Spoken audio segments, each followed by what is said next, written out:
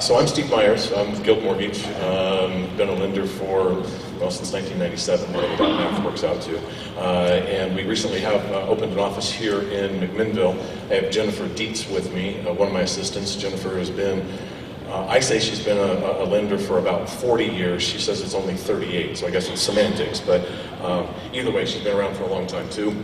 And there's another gal back at the office, Mary Grundon, and she's taking care of what needs to be taken care of there. So what I was asked to do was talk about rural properties and large acreage financing. It's a little different than a program that we can go through the checklist and talk about the credentials that a borrower needs and things like that. So it's a little bit more philosophy, it's a little bit more characteristics of what is rural versus urban versus suburban, and some things that you as a realtor may be able to help us with as a lender to try to figure out pitfalls, if you will, that could be an issue for us as we move along in the financing process.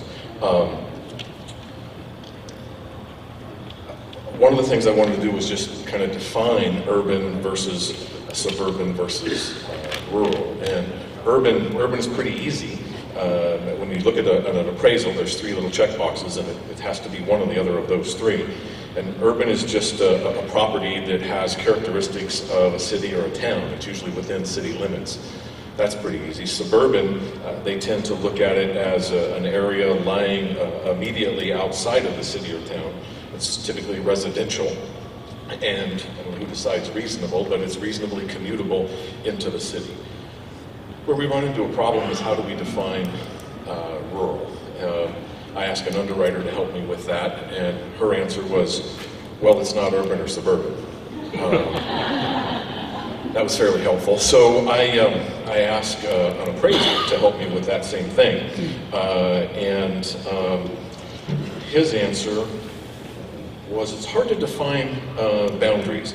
I typically slow down around the 5-mile mark from the city limits, lower my window and listen to see if I can hear banjos, or see anyone wearing overalls with only one shoulder strap connected. So you could probably write that right in your earnest money agreement, and that'll clear it all up for us.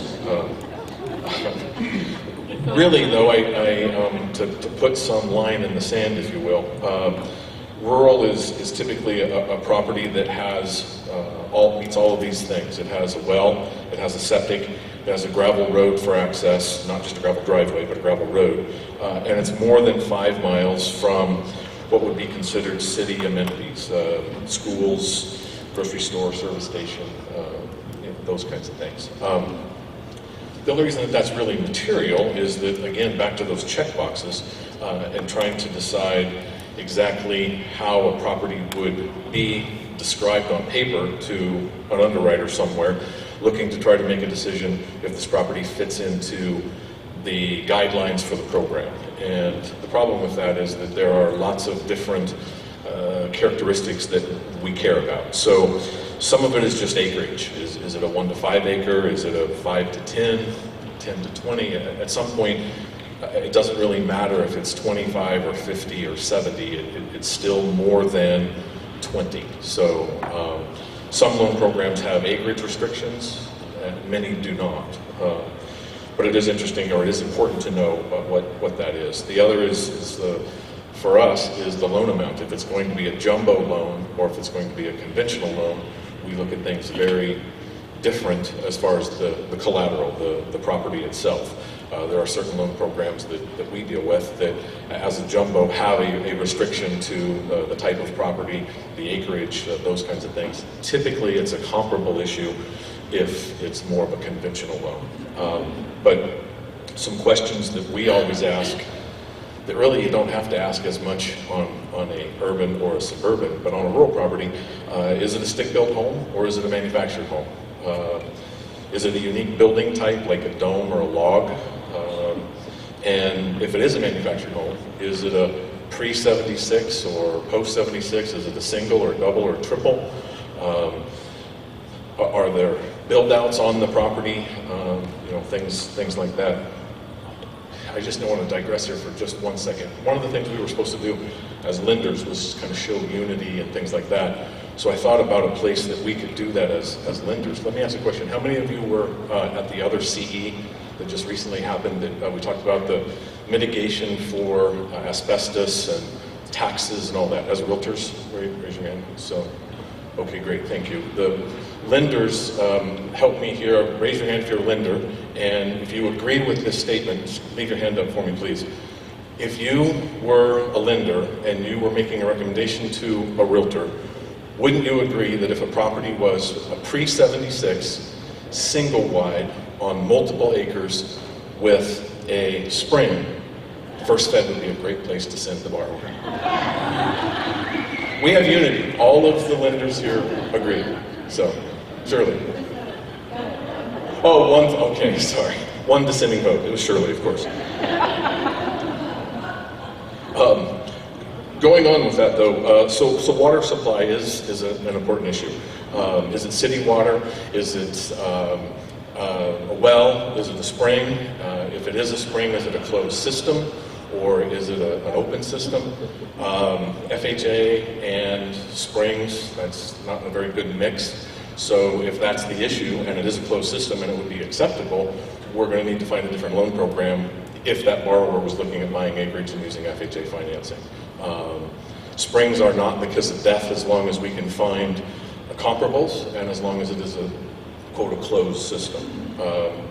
But when we look at wells or we look at springs, we also tend to ask if it's a shared well or if it's a single issue.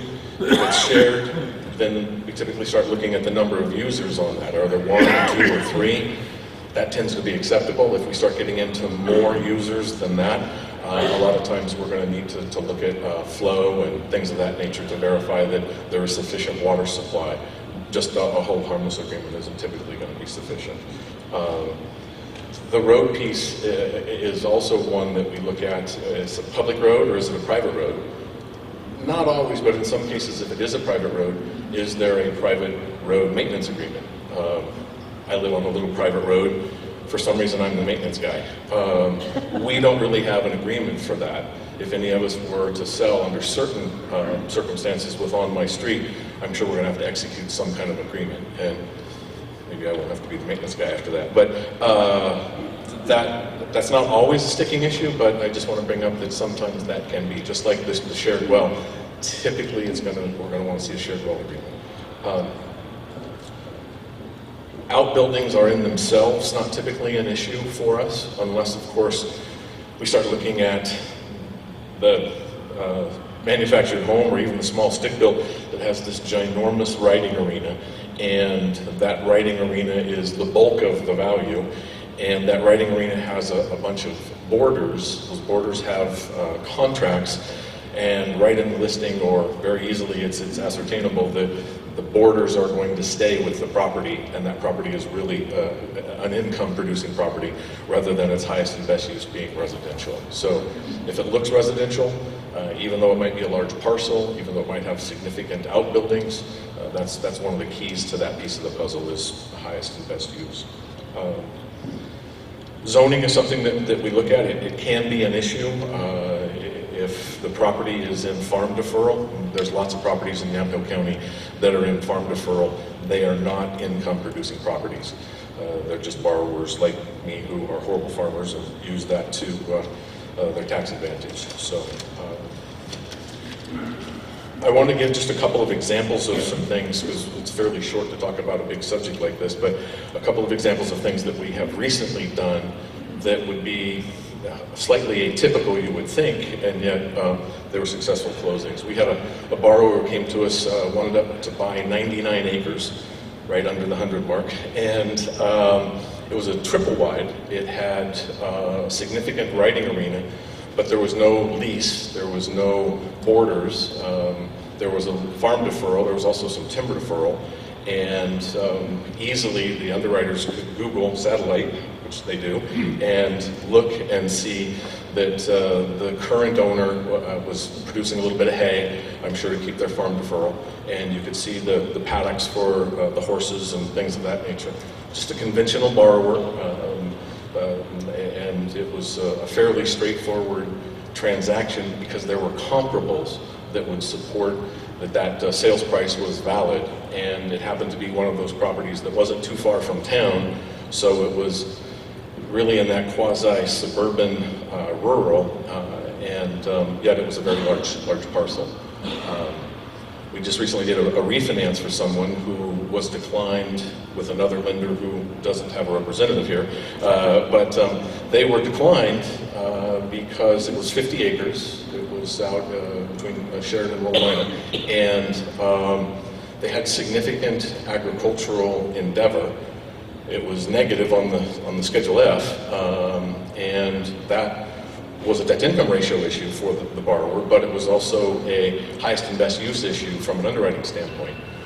We were able to look at the W-2 wage earner of the family, qualify under just the W-2 wage and not use the tax returns to introduce the agricultural endeavor. And that refinance went through just fine. So sometimes it's just in packaging the whole thing, the borrower and the property.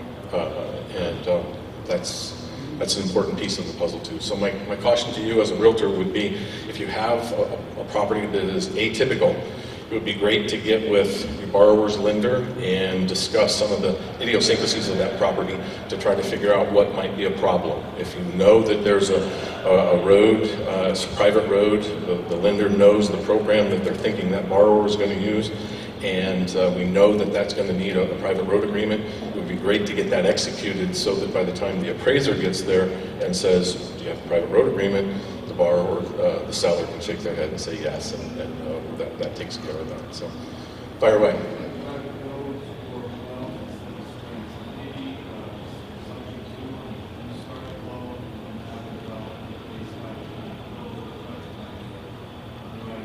Yeah, I would say the answer to that would be yes. If we had a situation where there was a...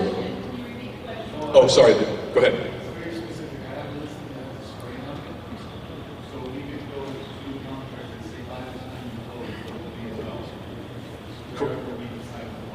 Correct, I believe that. The appraiser, if the well was in by the time the appraiser did their inspection, so be it. If the well was not in by the time the appraiser did their inspection, it would be a follow-up item. They would want to just verify that. Yes. Any other questions? Does the Oregon statute of a road agreement, does that count? Because there is one for private driveways. Does that count, or do you need something else too? So the question is, would the Oregon statute about a private road count, or would we need a separate agreement? I would answer that, and I would think that that would be sufficient. We just want to verify that all of the owners, especially the owner that we're financing, has access to their home, and that there is some maintenance of that road. If it's a public road, it's obviously very easy, right? If it's a private road and they're the only house on the private road, it's also very easy. Where the problem comes in is if there are multiple houses that are served by a single private road, what happens if the neighbor's tree falls on the road? Who's going to take that responsibility? Something like that. So I think the answer to your question would be yes. It would be fine. Others at this time? Thank you very much. I appreciate it.